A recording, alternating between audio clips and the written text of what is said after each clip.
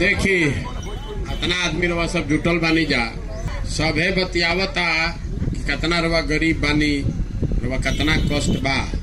हमारा के रवा 10 मिनट में जितना बताई एक से ज्यादा रवा तो जीवन वही में जियता नहीं, ठीक न। लेकिन रवा का मांगता नहीं कि हमारा के कुछ दे दी, मदद कर दी। कोई आके रवा के मदद करी तो कई दिन मदद करी, 1 दिन करी 2 दिन करी, उससे दरा और गरीबी ना दूर हुई। काहे रवा बिहार में दुर्दशा में हमने के बानी ऐसे कि जहिया रवा राजा चुने के होता वो दिन रवा जात के नाम पर वोट देता नहीं, वो दिन रवा धर्म के नाम पर वोट देता नहीं, हिंदू मुसलमान के नाम पर। वो दिन कोई 500 रुपया दिलस तो रवा वोट दे देनी। तो ये रवा बताई चाहे 5 किलो अनाज मिलता है पर रवा वोट देता नहीं, और 5 में रवा चोरी करके 4 किलो देता सन। तो 4 किलो अनाज रवा के जीवन भर अगर मिलत रही तो गरीबी से निकलो। गरीबी से निकले के 3 गो रास्ता बा।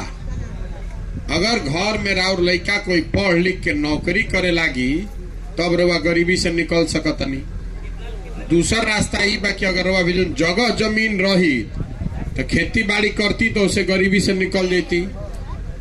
तो रवा राउर लड़का पढ़त बाना, जमीन रवा भी बाना। आ तीसरा रास्ता गरीबी से निकले के का बा कि अगर जरा भी पैसा पूंजी रही तो कुछ उद्योग धंधा कुछ व्यापार करी, छोट मोट दुकान खोली तो गरीबी से निकल जाई।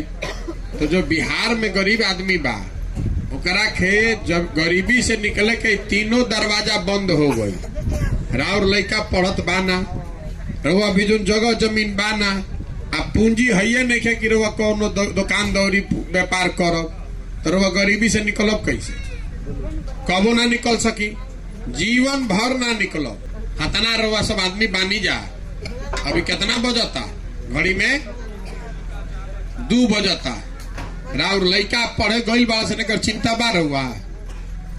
तो जब राउर लड़का पढ़ते नहीं खे आ खिचड़ी खाई खाली जाके स्कूल में तो मजदूर ना बनी तो कलेक्टर बनी। तो रउआ एक चिंता होके के चाही ना भाई। नेता जो करता तो करता बाद में देखल जाए। अरे आपका लड़का जब पढ़ेगा तबे ना बाहर गरीबी से निकलेगा। तो रउआ चिंता बा।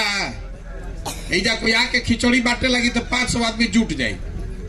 आइजा स्कूल में पढ़ाई नहीं खे हो तो रउआ जाके धरना देनी है स्कूल में कि मास्टर साहब लोग ना पढ़ाई तो मारल जाता जाके बेलना से। रउआ जाके धरना पर 2 दिन बैठब तब न लड़कन के पढ़ाई हुई। अब पढ़ाई हुई तब न राउर लड़का आगे बढ़ सकी। तो जब रउआ एको हाली पढ़े खातिर वोटे नहीं दे तो भीखे न मांगब जीवन भर। ये नेता रउआ के भिखारी बना दिल बा। रउआ भीख मांगे के आदत लाग गई बा। कोई भेटा जाता कुर्ता पैजामा पहन के, ए भैया तनी है करवा दी, ए भैया कुछ मदद कर दी। अरे आप भिखार हैं। आपको बाबा साहब अम्बेडकर ने, गांधी जी ने अधिकार दिया है। जिसका आप बटन दबाते हैं वही ना राजा बनता है। ये राजा क्या बनता? जेकरा के रउआ बटन दबावता नहीं तबे ना राजा बनता। रउआ ना बटन दबाई तो राजा कोई बन सकेला? तो काहे उघारी देता नहीं रउआ गलती वोट? आदमी कहते कि हमरा के बेवकूफ बना के ले ठग ले लो। रउआ जात नहीं साड़ी खरीदे, लुगा खरीदे तो दुकान पर रउआ जाइब, दुकान वाला ठग दी तो फिर वो दुकान पर जाइब आ फिर से वो दुकान पर जाइब, घरे आके कहो कि ठगा गई नहीं तो घर के आदमी का कही कि जब तारा मालूमे रहे कि ठगत तो काहे गइलू फिर से? तो रउआ जब जानता नहीं कि नेता हमरा के ठगले बा तो फिर काहे देता नहीं? रउआ गरीब आज भइल बनी कि जब लड़का रही तबो गरीब रही। बोली बात के। अरे जब रउआ लड़का रही तबो गरीब रही, अब राउर उम्र हो गई तबो गरीब बानी, और राउर बुढ़ा जाए रउआ तबो गरीबे रहो। पहले बात के समझी जोड़ के। गरीबी से निकलने का उपाय समझिए। कोई नेता आइल, आदमी कहते हैं भी हमरा कहे नली गली बनवा दी, तो नली गली बनवा दिल सर वोट दे देनी तो 5 बरिस रउआ जिंदगी के चल गई वह नलिये गली पर। राउर वोट के कीमत नाली गली बा।